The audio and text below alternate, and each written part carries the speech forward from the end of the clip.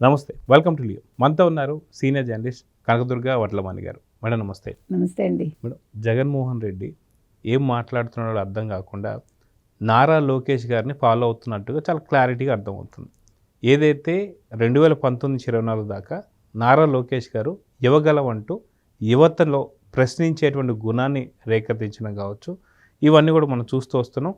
యువత ఎలాగ తోడు ఉన్నారో ఇప్పటికీ మనం చూస్తూ వస్తున్నాం. కానీ 2019-24 దాకా ముఖ్యమంత్రిగా చేసినటువంటి ఒక వైఎస్ జగన్మోహన్ రెడ్డి, ఈ 16 నెలలు కూడా ఇప్పటిదాకా యువత గుర్తు రానటువంటి జగన్మోహన్ రెడ్డి ఈరోజు యువతే మనకు దిక్కు అంటూనే అదే యువతకి దాదాపు 40 లక్షల మందికి నేను జాబ్స్ ఇచ్చానని మాట్లాడుతున్నాడు. ఇవన్నీ నిజమే జరిగాయా, లేదా నవంబర్ 14 లోపల ఖచ్చితంగా కోర్టుకు వెళ్తే అరెస్ట్ చేస్తారన్న భయంతో, లేదా లోకేష్ గారు వెంటబడుతున్న భయంతో ఇవన్నీ మాట్లాడుతున్నారంటే ఏమంటారు? అంటే మీరు అంటున్నారు కదా, జగన్మోహన్ రెడ్డి లోకేష్ని ఫాలో అవుతున్నారని. అది కరెక్ట్. ఆయన రెడ్ బుక్ పెడితే ఆయన బ్లూ బుక్ అన్నాడు కదా, మీరు బ్లూ బుక్లో రాసుకోండి అన్నారు. అయితే జగన్మోహన్ రెడ్డి ఇవాళ సడన్గా ఎందుకు యువత అని చెప్తున్నాడు, ఆయన యువత ఎందుకు గుర్తుకొచ్చారు అంటే, ఎప్పుడైతే మొన్న ఒక డ్రగ్ పెడ్లర్ అనాలా ఏమనాలి నాకు తెలియదు, చరణ్ అని ఒక అతను బెంగళూరు నుంచి వస్తూ పట్టుబడ్డాడు. చాలా ఖరీదైన మాదక ద్రవ్యాలతో పట్టుబడ్డం. అతను ఎక్కడికి తీసుకెళ్తున్నాం అంటే కొండారెడ్డి పేరు చెప్పడం. అతను మీకు తెలుసు అతను ఎవడో. సో ఇప్పుడు కొండారెడ్డి ఇరుక్కున్నాడు కాబట్టి సడన్గా యువత గుర్తుకొచ్చారు. ఆ యువతతోటి ఆయన నిన్న సమావేశం అయ్యారు. అయితే ఇందులో ఉన్న వాళ్ళందరూ యువకులేనా? మీరు మొత్తం వాళ్ళని చూస్తే వాళ్ళల్లో మీకు ఎవరైనా చదువుకుంటున్నట్టుగా కనిపించారా? డ్రగ్ పెడ్లర్స్ లాగా కనిపించారా? మిమ్మల్ని ప్రశ్నిస్తున్నాను నేను. వాళ్ళందరూ కూడా మనకైతే గూండాల కింద రకరకాలుగా కనిపించారు. అయితే మీరు అన్నట్టుగా ఇవాళ ఇప్పుడు మీరు అసలు లోకేష్తో కంపేర్ చేయటం ఫస్ట్ తప్పండి. ఎందుకు తప్పు అంటున్నానంటే, లోకేష్ జగన్మోహన్ రెడ్డి లాగా మాట తప్పను మడమ తిప్పను అంటే ఏమీ స్టేట్మెంట్స్ ఇవ్వలేదు ఆయన. మేము వస్తే మేము ఇవి చేస్తాము అన్నారు. ఆయన మంగళగిరికి ఏ హామీలు ఇచ్చారో చేశారు. తర్వాత ఇవాళ బైరెడ్డి సిద్ధార్థ రెడ్డి మాట్లాడినా మరొకళ్ళు మాట్లాడినా అమ్మఒడి ఇచ్చాం మనం, అమ్మఒడిలో ఒక పిల్లకి ఇస్తే 2 పిల్లలకి ఇవ్వరా, 3 పిల్లలకి ఇవ్వరా అని అడిగారు, మిగతా వాళ్ళు చదువుకోక్కర్లేదా అని. అంటే నేనేం చెప్తున్నానంటే, జగన్మోహన్ రెడ్డి ఇంకా అమాయకత్వంతో ఉన్నాడా? జగన్మోహన్ రెడ్డికి ఇంకా చుట్టూ తెరలు కట్టేశారా? జగన్మోహన్ రెడ్డికి వాస్తవాలు అర్థం కావట్లేదా? మీరు కంపారిజన్ చూడాలి అంటే, ఇప్పుడు లోకేష్ అనే వ్యక్తి 2019-24 తను ప్రజల్లో ఉన్నారు. అతను ప్రజలతోటి మమేకం అయ్యారు. యువగళం పేరుతోటి ఆయన ప్రజల్ని కలుసుకున్నారు. ఎన్ని అడ్డంకులు వచ్చినా కూడా అంటే ఒక మొక్కవోని ధైర్యంతో ముందుకెళ్ళడమే కాకుండా అతను అసలు దేనికి కూడా నేను భయపడను అనే తత్వాన్ని అతను అలవర్చుకున్నాడు.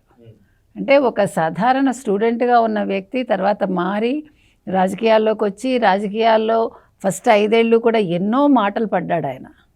అసలు అంటే అవన్నీ కూడా అతను కుంగదీయలేదు. ఫస్ట్ విషయం మీరు మెచ్చుకోవాల్సింది ఏంటంటే, ఎక్కడ కుంగిపోకుండా ఆ ప్రతి ఒక్క అంశాన్ని అతను పాజిటివ్గా తీసుకుని, ఓకే నేను ఇట్లా మారాలన్నమాట, నేను ఇలా చేయాలన్నమాట, నేను ఇలా ఉండాలన్నమాట. అది నాయకుడు అనేవాడు చేయాల్సిన పని. అవన్నీ నేర్చుకున్నాడు అతను.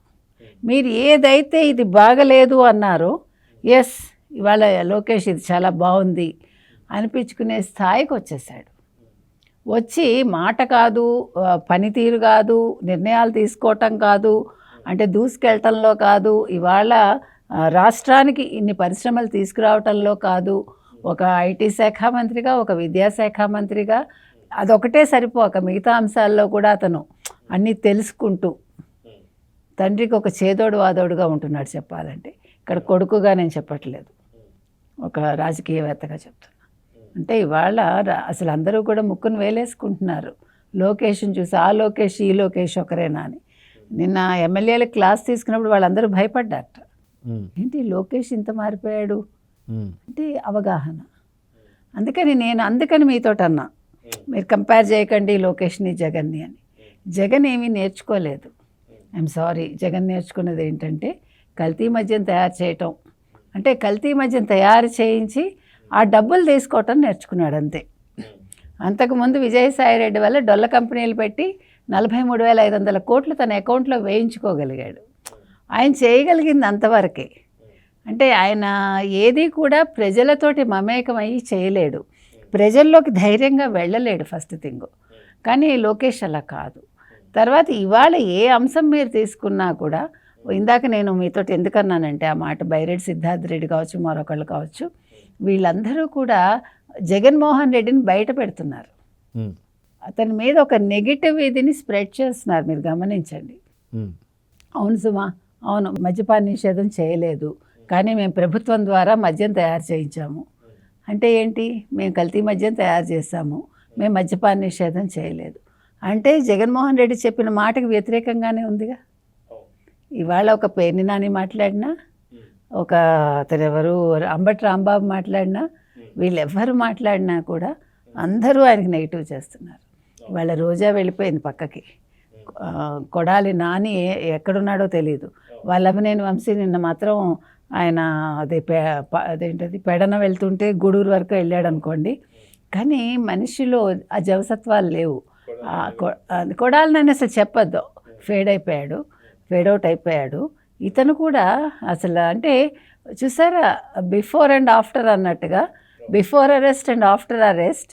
ఇవాళ అతను ఏ రకంగా చెప్పాలంటే అతని నిజస్వరూపం ఇవాళ మనకు కనిపిస్తోంది.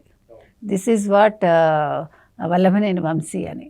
అందుకనే ఇప్పుడు మనం ఒకటే చెప్తామండి, ఎంత మీకు అహంకారం తలకెక్కినా అమ్మని తిట్టకూడదు, అక్క చెల్లెలను తిట్టకూడదు, భార్యను తిట్టకూడదు.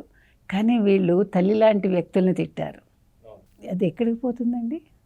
అదొక శాపమేగా. నీకు సంబంధం లేకుండా అసలు కాదండి. ఇప్పటికీ నాకు అర్థం కాని విషయం ఏంటంటే, సజ్జల రామకృష్ణారెడ్డి కావచ్చు, సజ్జల భార్గవరెడ్డి కావచ్చు, ఒక ఐప్యాక్ అనేది పెట్టుకుని వీళ్ళు మంచిగా రాజకీయాలు చేసి ఉండొచ్చు కదండి.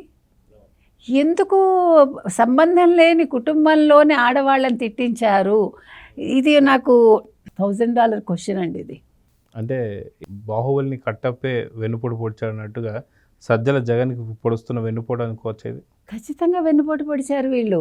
అంటే అసలు అవసరం లేదు కదండి. ఇప్పుడు మీరు రాజకీయం చేయడానికి ఏం కావాలి మీకు? మీరు సంక్షేమాలు ఇచ్చామన్నారు, మీ సంక్షేమాలు నచ్చితే ప్రజలు మిమ్మల్ని ఆదరిస్తారు. సంక్షేమం నచ్చలేదనుకోండి, మీరు అభివృద్ధి చేస్తే ఆదరిస్తారు. అంతేగాని బూతులు తిడితే ఎందుకు ఆదరిస్తారండి?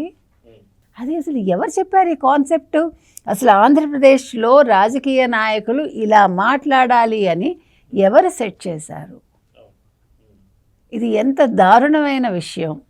ఇవాళ భాస్కర్ రెడ్డి అనేవాడు అరెస్ట్ అయితే సిగ్గు లేకుండా సాక్షి ఇంకా బ్యానర్ ఐటమ్ రాసుకుని వాళ్ళు వెనకేసుకొస్తూ, నేను అసలు అనుకున్నాను నిన్నను, సరే భాస్కర్ రెడ్డి అరెస్ట్ అయితే జగన్మోహన్ రెడ్డి సంతోషించుంటారు, పోన్లేదు మనవాడు కాదు అని స్టేట్మెంట్ ఇస్తారేమో అనుకున్నానండి.